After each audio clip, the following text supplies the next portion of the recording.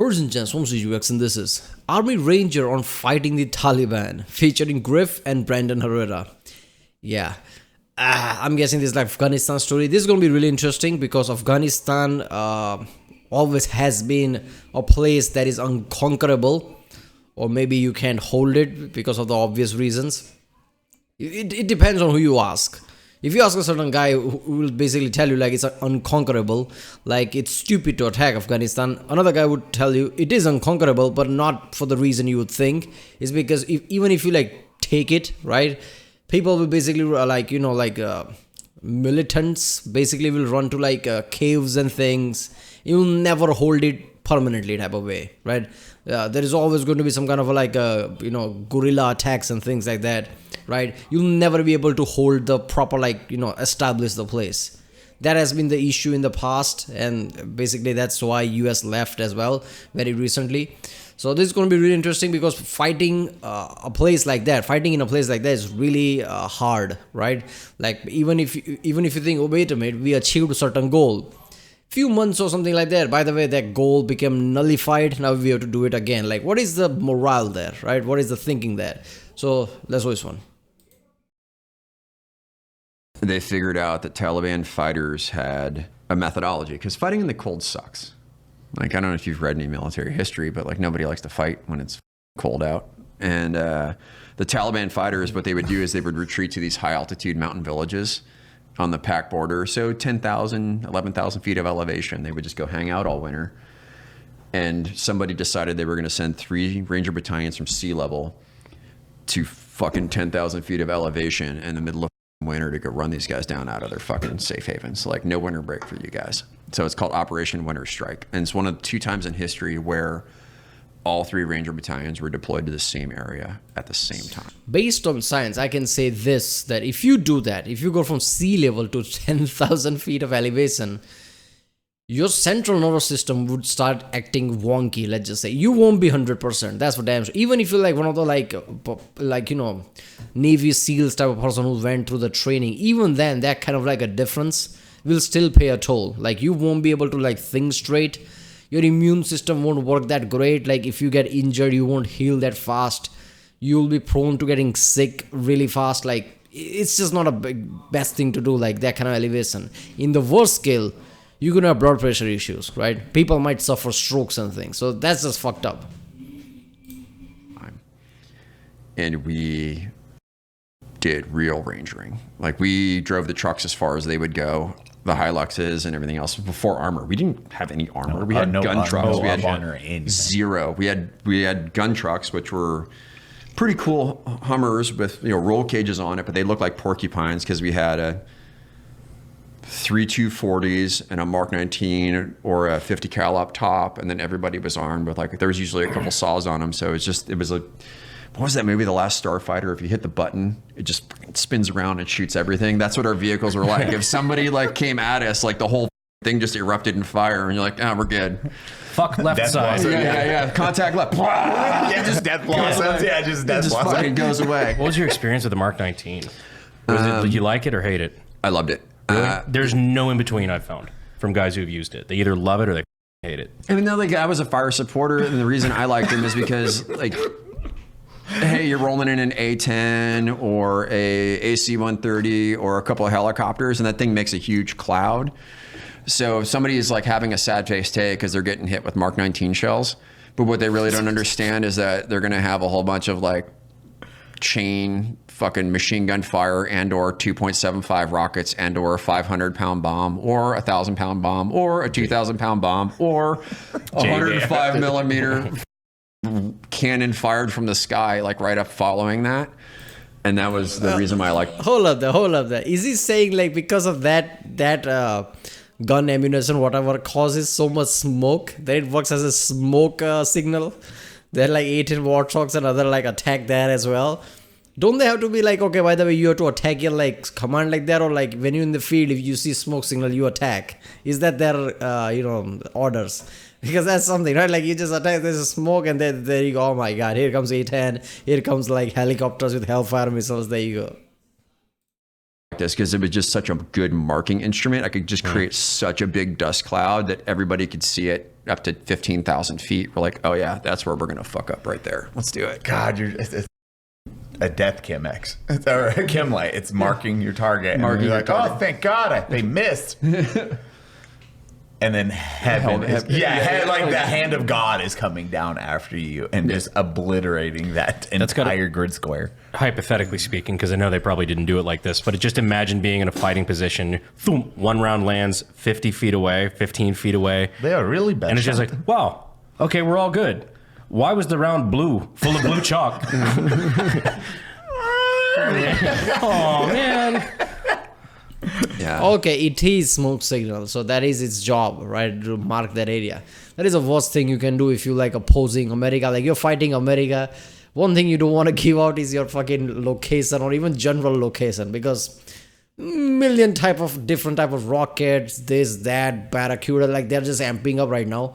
Right, trying to replace a lot of like ammunition that's already like pretty powerful, like Hellfire and things, Barracudas, and then they're adding shit. They're adding like drones now. I bet like, you know, that Florida drone thing, I've seen some clip or something on like social media, and it just made me think like, wait a minute, isn't this like probably military is like testing drones, like how NG-80 was going to use drones, and like how F-35 potentially will have drone support. They're testing military drones here, right? Like proper like plane like drones, because something looked like plane when somebody like there was a clip going around that looked like plane rather than a plane drone, like a military drone. So that's what's happening. So when you're fighting America, that's the worst thing you can do. Like just generally giving out your location, like out in the sky. There you go. 2,000-pound JDAMs is crazy. We did 500. We did like 2 500s, I think. Never dropped it 2K. What most people don't understand is when those things go off, it's not the shock and explosion that's going to fuck you up. It's all the shit falling down from the sky afterwards. It's so much energy, it blows shit like cars, straps of metal, windows, glass, everything like thousands of feet into the sky, and you're standing there after it goes off and you're like, oh wow, that was really cool. And all of a sudden you start hearing dink, dink, dink, dink, dink. Oh shit. Tire. Stuff's coming down around you. It is a big boom. Damn. Big boom. Fucking wild, dude. And then so yeah, the third range, all 3 Ranger bats deployed to which is wild to go from that much elevation change. You cannot train your body because it takes a week, 2 weeks to really climatize to a situation. Yeah, and you guys was it sea level to 11,000? Sea level, and within 72 hours, I was at 6,000 feet. In another like 4 days after that, we were at 11. Walking, and this is how many feet? Like for reference, how far were you guys walking when you dismount? It would be anywhere between we would do anywhere between like 5 to 12 miles a day. Yeah, damn. In the mountains, and then in the snow, it was snowing at that elevation. And so I remember we drove from Bagram to Asadabad, and then we drove to Nangalam, which is now Fob Blessing, and we're there like, oh dude, these mountains are big. And me and my JTAC, Sandy Lopez, we were sitting there looking at the terrain of where we're going. I'm like, dude, this is steep. Like, I think it's like neither one of us are going to be both asleep at the same time. So like, we're going to ditch one of our sleeping bags because we had to carry all of our batteries for the week, and we had to have all of our radios to talk to aircraft. And it's like, okay, how are we going to shave weight between the two of us so that way we can walk up and down these hills? And oh my god, this guy's literally playing that game, right? Like, oh, you're over encumbered, right? Shave off some ways, you have to throw out some like weapons and shit, pile up shit there, man. And then have to actually lighten up and walk away, right? They're literally playing Skyrim here. You're climbing a mountain, but you're like over encumbered, like you have to throw a lot of swords down. There you go. And we ended up going up this mountain, and it dumped like feet of snow on us. And we found this goat hut right at like 11,000 feet, and literally 6 inches of goat shit on the bottom of it. The thing's like, we're creeping to get in there, and we're like, I guess we're staying in the goat hut for the next day or two until like things are good. And we lay out the sleeping bag, and he's sleeping and I'm sleeping, and we're just freezing. And somebody goes like, dude, the commanders said, let's start a fire. And so we're like, oh, fuck yeah. So somebody goes out and we're like getting the snow off all the wood. We're finding dry pieces of wood, and somebody starts a small fire in this little goat hut. The smoke floats up, hits the lid. And you know, like when you're inside an enclosed space and you can see a layer of smoke? 10,000 spiders minimum descending out of the roof of the goat hut. Oh, fuck. Platoon of screaming rangers. Okay,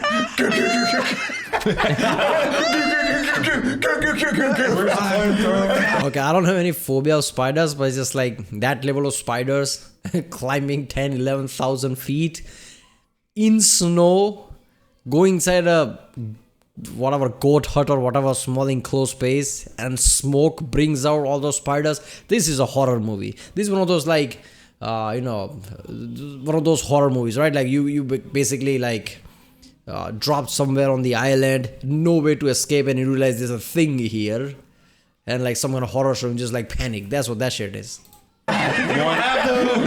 One single Mark 19 round. Dude, ready to... And then we're all outside like, oh, we're good. And they're all like little teeny spiders. And we're like, what's worse, the cold or the spiders and the shit? And we're like, the cold is worse. So we went in, we endured the spiders and the shit for like the next day. God. So we could get out of there. Oh, it's so horrible.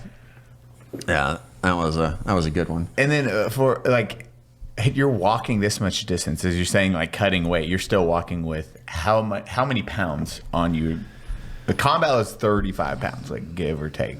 But if you're doing multiple days, that increases. I had 2 embitters and a 117, so I was carrying 40 pounds of radio and battery, and 40 pounds of radio just alone, before my weapon and ammo, and my cold weather gear and my sleeping stuff.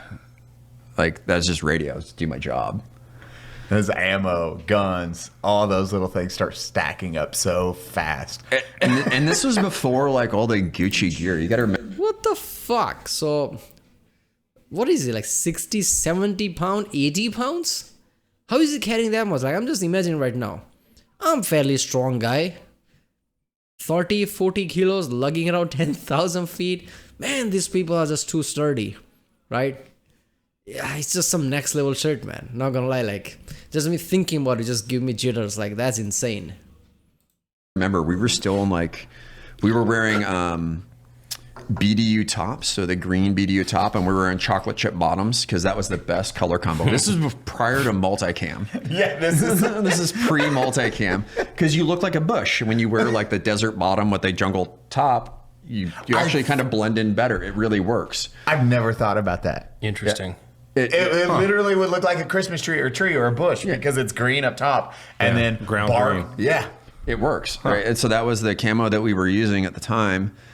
And like this is the best we had was like Daner cold weather boots, and I'll never fucking forget. Like we were up there freezing. We had the wool, the old green wool inserts inside the leather fast rope gloves, and that was all that we had.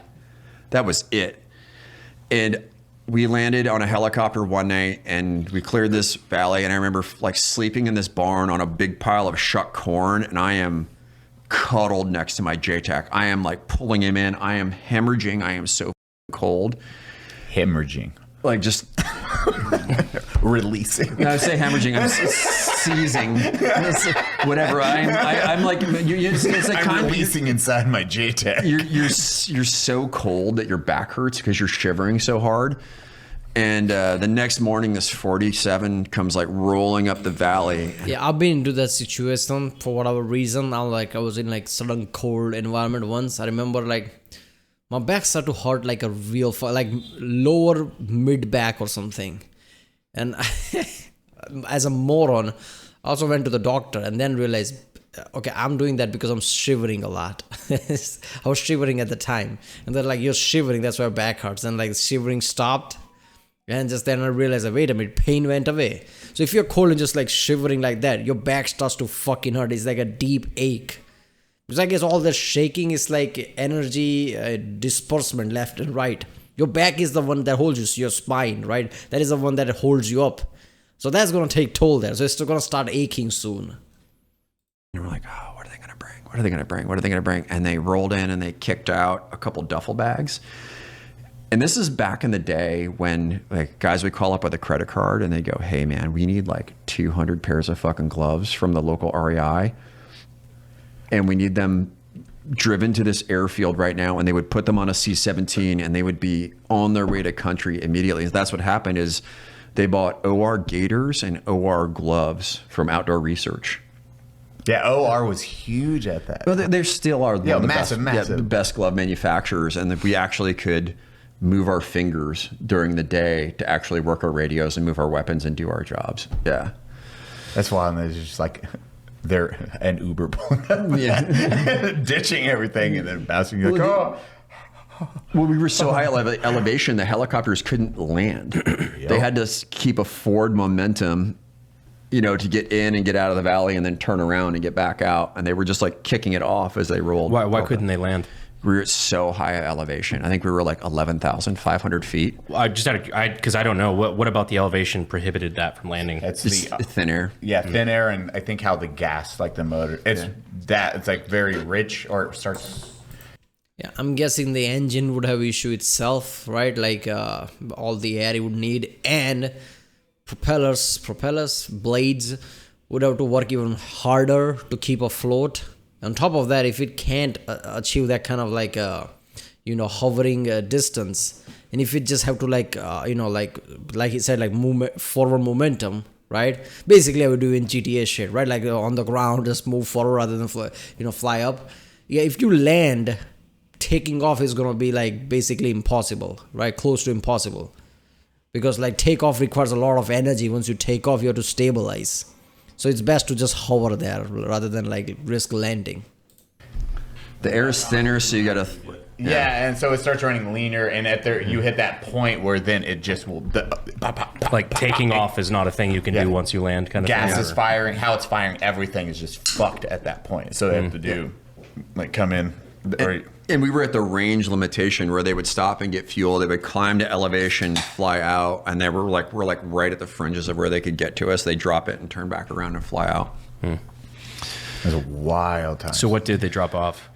Outdoor Research gloves and gaiters. Yeah. And then God, this is the best things ever. Put some on my feet.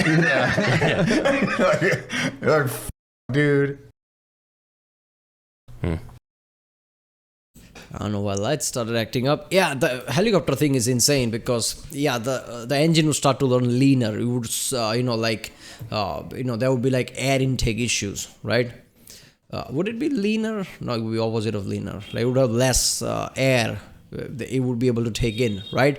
So that would be issue right there. So engine would start to get heat up, right? That's an issue. So imagine that flying that helicopter. The guy has to constantly look at the heat. How much heat the engine is producing, constantly look at the, it doesn't become overheated or something. And once you're there, like deep inside, there's a certain amount of distance you have to pass in order to go get out of that like peak of that 11,000 feet or something. So once you're deep inside, even if like engine starts to heat, what you're going to do? Like you have to slowly get out of this. You have to constantly judge shit. You need to be a proper helicopter pilot in order to like maneuver and all that shit, right? So they must have like, okay, who's the best pilot we can get? Like send him there. Or maybe they're all the best. It's military. You kind of have to. I don't know. Right, well, there was Army Ranger fighting the Taliban. That's this insane scenario all around, man. And this happened for a long time, years after years before they decided to like pull out. Like stories people would be insane. I hope they get more people who fought there in Afghanistan in a situation like this. All right, I guess I'll see you next time.